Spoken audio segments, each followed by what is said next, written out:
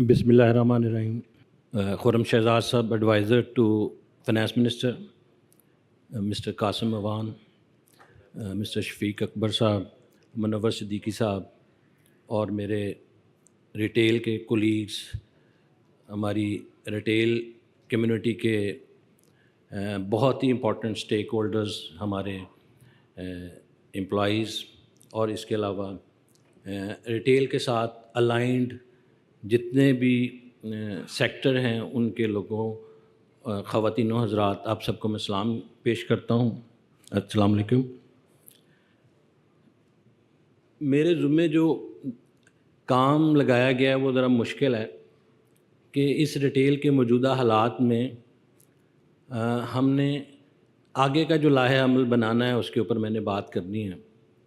اس بات کو شروع کرنے سے پہلے میں حمزہ ہاشمی صاحب اور اسفندیار فرق صاحب کو مبارکباد پیش کرنا چاہتا ہوں کہ آپ نے 5ویں دفعہ ایک بہت ہی کامیاب ایونٹ کی بنیاد رکھی ہے.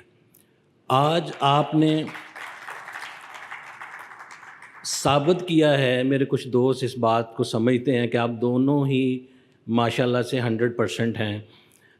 ہم موسٹلی لوگ ٹریول کر رہے تھے, نہیں تھے. اس دفعہ اسفند اور حمزہ کو ہم اس طرح سے سپورٹ نہیں دے سکے, لیکن آج کا یہ پنڈال بتاتا ہے کہ یہ دونوں ہی کافی ہیں. میں آپ کا مشکور ہوں کہ آپ نے اپنا 100% ٹائم ریٹیل کمیونٹی کو دیا. Thank you. چین سٹور 5 سال پہلے کا یہ ایک سفر ہے, اور اس سفر میں ہم نے ماشاءاللہ سے بہت ساری چیزیں اچیو کی ہیں. زیادہ بات تو لمبی نہیں میں کروں گا, لیکن پچھلے 1 سال میں کچھ بنیادی چیزیں الحمدللہ ہم نے اچیو کی ہیں. جو موسٹ ریسنٹ اچیومنٹ ہے وہ پنجاب میں رینٹل پراپرٹیز کے اوپر لگا ہوا 16% سروسز ٹیکس ہے. اور آپ جو اس انڈسٹری سے بلانگ کرتے ہیں وہ یہ سمجھتے ہیں کہ یہ ٹیکس صرف ریونیو نہیں تھا, اس کی ہرڈلز اور اس کی کمپلیکیشنز بہت بڑی تھیں. تو الحمدللہ ہم نے پروونشل گورنمنٹ کے ساتھ مل کے اس ٹیکس کو ختم کروا دیا ہے. لاہور کے رہنے والے سموگ سے بڑی اچھی طرح سے واقف ہیں. میرا خیال پاکستان کے سبھی لوگ اب تو اس ایشو کو سمجھ چکے ہیں. پچھلے چند سالوں سے جب بھی سموگ کا ٹائم آتا تھا تو ایک ہی فیصلہ ہوتا تھا کہ سکول اور مارکیٹس بند کر دی جائیں. پچھلے سال ہم نے پنجاب گورنمنٹ کے ساتھ اس کیس کو ڈسکس کیا, ہم نے ان سے بات چیت کی. اس کے نتیجے میں پچھلے سال بھی الحمدللہ انہوں نے مہربانی کی, ہم نے ریٹیل آپریشن کو کنٹینیوسلی اوپن کروا دیا, اور انشاءاللہ اس سال بھی یہ مسلسل چلے گا. جیسا کہ آپ سب سمجھتے ہیں کہ ہمارا جو ریٹیل کا پیک سیزن ہے وہ ونٹر ہے, اور اگر ونٹر میں ٹائم لمیٹیشن آ جائیں تو ساری انوینٹری اور ساری انویسٹمنٹ جو ہے وہ بلاک ہو جاتی ہے. تو ایک چین سٹور کا یہ بھی کارنامہ ہے. اس کے علاوہ پنجاب میں ہی ایک اور بڑا امپورٹنٹ سیگمنٹ چل رہا ہے. وہاں پہ پروونشل گورنمنٹ پورے پنجاب میں مارکیٹس کو اس کو ان کی لمٹس میں لا رہی ہے. ایک سٹینڈرڈ فارمیٹ کے تحت پارکنگ, سائنیج اور ساری چیزوں کے اوپر کام کر رہے ہیں. تو اس میں ایک چیلنج یہ تھا کہ تمام برانڈز کے سائنیج کو ختم کر دیا گیا تھا, ان کے لوگوز کو اور ان کے جتنی بھی ان کی آئیڈینٹیفیکیشن کی چیزیں ان کو ختم کر دیا گیا تھا. ہم نے الحمدللہ سکسیزفلی اس فیصلے کو بھی ریورس کروایا. تو اسی طرح کی چھوٹی چھوٹی کامیابیاں جو کہ بڑی امپورٹنٹ ہیں ان کو ہم نے الحمدللہ اچیو کیا ہے. کچھ ایسے کام ہیں جو کہ میں سمجھتا ہوں کہ ہم ابھی جن کے لیے فائٹ کر رہے ہیں وہ ہم اچیو نہیں کر سکے. کچھ ایسی چیزیں ہیں جن کے لیے ہم کورٹ میں بھی گئے ہیں. ایک اور چیز میں آپ سے بیان کروں کہ FBR نے پچھلے سال سے ایک ایکسرسائز شروع کی ہوئی ہے. کسی ایک ریٹیل آؤٹ لیٹ کی کوئی ایک انڈیویجول انوائس کو لے کے بھی وہ دکانوں کو سیل کر دیتے ہیں. تو اس پہ بھی ہم نے FTO میں کیس کیا اور الحمدللہ ہم نے وہ کیس جیتا. اس کے بعد FBR نے اس کے اوپر پریزیڈنٹ ہاؤس میں ریکویسٹ دی کہ اس کو ریورس کیا جائے. الحمدللہ سکسیزفلی ہم نے فائٹ کیا.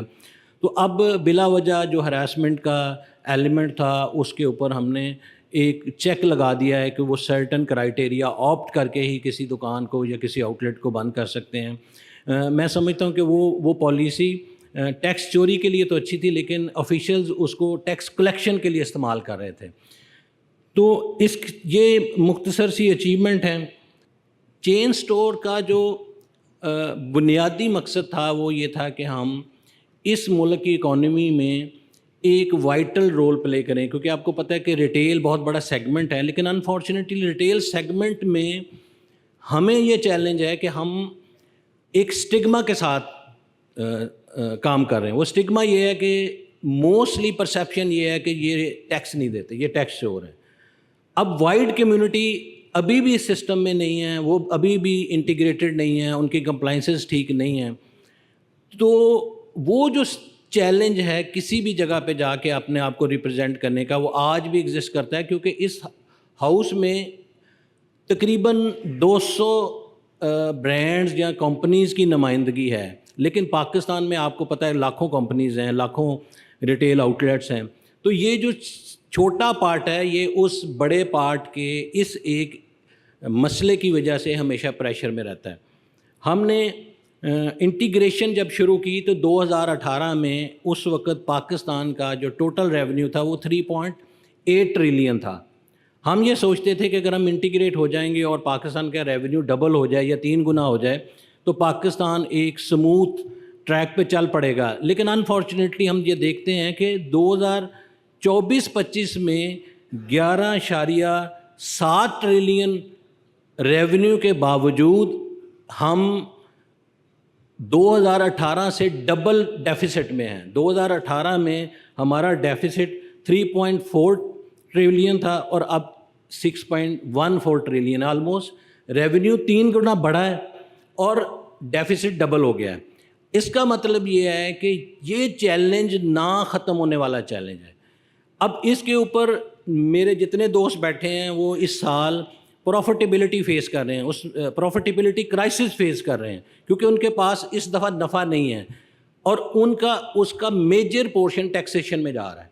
اب آپ ٹیکس دینے کے باوجود، ساری چیزیں کرنے کے باوجود انتظامیہ کے اس پریشر میں ہیں، تو آپ کا پہلا سوال یہ ہے کہ یہ پھر ہم نے جو پیسہ دیا ہے اب اور کتنا دیں گے، اس سے زیادہ ہم اور کیا کر سکتے ہیں.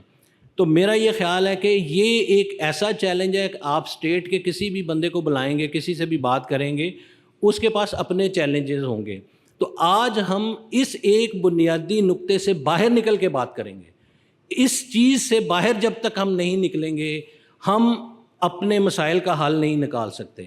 میرا یہ خیال ہے کہ جب ہم اس چیز سے آگے بڑھتے ہیں تو ہمارے پاس بہت ساری اپرچونٹیز ہیں. دیکھیں پچھلے دنوں میں ایک ایونٹ پہ گیا، ایک برادر اسلامک ملک کے کونسل جنرل پاکستان سے اپنا ٹینیور پورا کر کے واپس جا رہے تھے، تو وہاں پہ کچھ آفیشلز بھی تھے اور لوگ بھی تھے.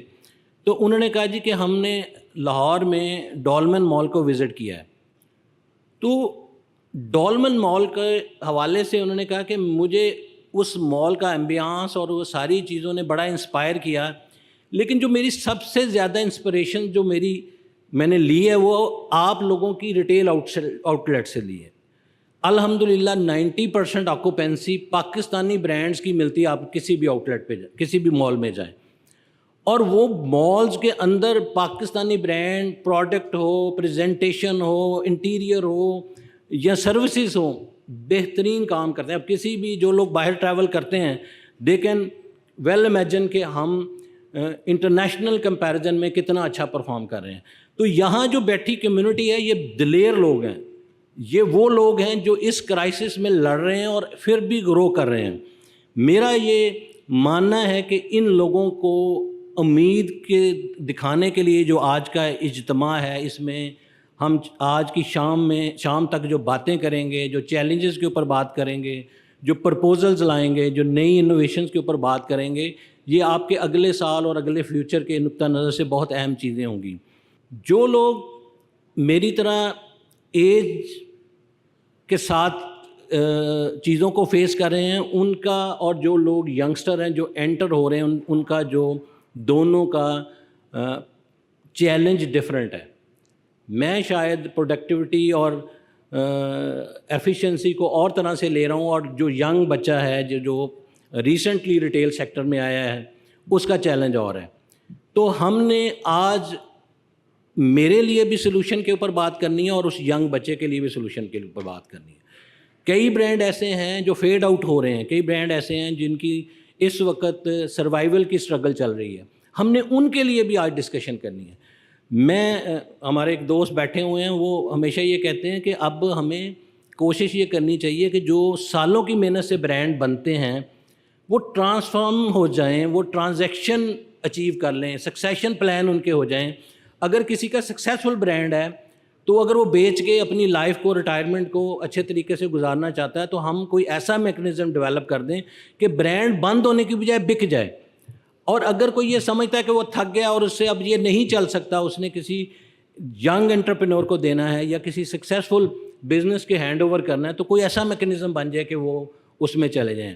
انویسٹمنٹ اگر کسی کو چاہیے, اگر کسی نے IPO کرنا ہے, کوئی ایسی چیز کرنی ہے, تو اس نقطہ نظر سے کیا ہونا چاہیے, کس طرح سے ہونا چاہیے. میں یہ سمجھتا ہوں آرگنائز ریٹیل میں یہ ایجنڈا اب ہمارا سیکنڈری ایجنڈا ہوگا کہ ہم نے ٹیکس اور اس کی کمپلائنس کے اوپر باتیں کرنی ہیں. میرا خیال ہے کہ ہمیں گروتھ, فیوچر اور پراسپیرٹی کے اوپر بھی بات کرنی ہے. 1-2 سال پہلے جب پاکستان میں اس قسم کا فائنینشیل کرائسس نہیں تھا, ہم بیونڈ پاکستان کے اوپر بات کر رہے تھے. ہم سوچ رہے تھے ہمارے بہت سارے برانڈز ہیں جو پوٹینشیل رکھتے ہیں کہ وہ انٹرنیشنلی گرو کر سکیں, لیکن پچھلے 1 سال سے جتنی عجیب و غریب سی پالیسیز آئی ہیں, جس قسم کے چیلنجز آئے ہیں, میں سمجھتا ہوں کہ یہ ایجنڈا ہمارا پیچھے چلا گیا ہے. اس کانفرنس میں چاہوں گا کہ جو لوگ اس سلسلے میں کوئی انیشیٹو لے رہے ہیں یا کوئی چیز ان کے پاس ہے, وہ اس حوالے سے بھی ہمیں سجیسٹ کریں. میں سمجھتا ہوں اگلے سالوں میں ہمیں اس چیز کے اوپر بھی کام کرنا چاہیے, کیونکہ ہمارے بہت سارے برانڈ میں اتنا پوٹینشیل ہے, پروڈکٹ بڑی اچھی ہے, ان کا اسٹیٹک سینس بڑا اچھا ہے, وہ خود بڑے باکمال لوگ ہیں, فائٹر ہیں. پاکستان کی سوسائٹی میں جہاں پہ جنگوں کے علاوہ کچھ نہیں بکتا, وہاں پہ پروڈکٹ بیچنا کوئی آسان کام نہیں ہے. تو میں یہ سمجھتا ہوں یہ جو مجاہد ملک کے اندر جو کام کر رہے ہیں, ملک کے اندر جو فائٹ کر رہے ہیں, دیکھیں ہم جب چھوٹے تھے تو اس دور میں جو میگزین آتے تھے اس میں یہ کیلکولیشن آتی تھی انڈیا کے کتنے جہاز ہیں اور پاکستان کے کتنے جہاز ہیں, کس کی کیا ٹیکنالوجی ہے. آج کیا بات ہوتی ہے کہ ایسٹس کس کے ہیں, اکانومی کس کی ہے, ریزرو کس کے ہیں, ڈیفیسٹ کس کا کم ہے, کون گرو کرے گا, کس کی ویلیو فائنینشلی زیادہ ہے, کس کو ویٹیج فائنینشلی, اور جو فیوچر کی نیشنز ہیں وہ میزائلوں اور جہازوں سے زیادہ ٹیکنالوجی اور اکانومی کے اوپر ہیں. تو میں سمجھتا ہوں کہ جو محاذ ہمارے پاس ہے ہم نے اس میں اپنا رول پلے کرنا ہے, ہم نے ٹیکس کنٹریبیوٹ کرنا ہے, ہم نے گرو کرنا ہے, ہم نے آنے والی نسل کو امپلائمنٹ دینی ہے, اور سب سے اہم بات ہم نے ان کو یہ امید دینی ہے کہ اگر ہم سے یہ بہت اچھا پاکستان نہیں بنانا, لیکن انشاءاللہ بنیاد ہم نے رکھ دی ہے, آپ اس کو انشاءاللہ بہت بہتر بنا لیں گے. Thank you very much.